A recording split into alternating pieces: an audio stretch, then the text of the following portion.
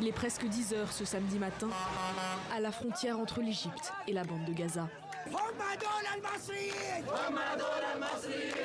Le point de passage de Rafah s'ouvre pour laisser passer le premier convoi d'aide humanitaire. C'est le 15e jour de la guerre. Nous avons reçu 20 camions d'aide humanitaire. Bien sûr, ce nombre n'est pas suffisant pour couvrir les besoins à Gaza, étant donné qu'il y a une crise humanitaire. La détérioration des conditions de vie nécessite beaucoup plus que de l'aide.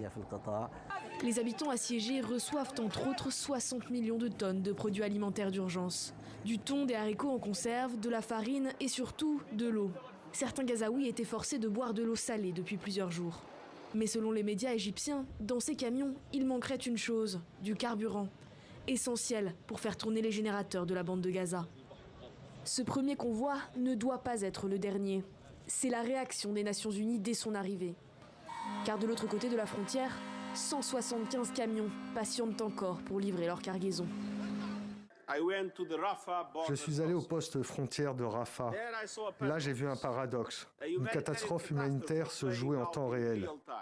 D'un côté, il y a des centaines de camions remplis de nourriture et d'autres fournitures essentielles.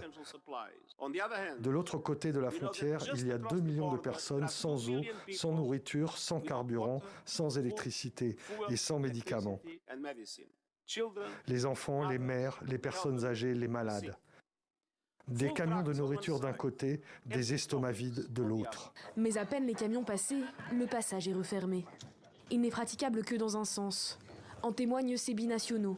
Depuis plusieurs jours, ils sont des dizaines à patienter dans l'espoir de regagner l'Égypte.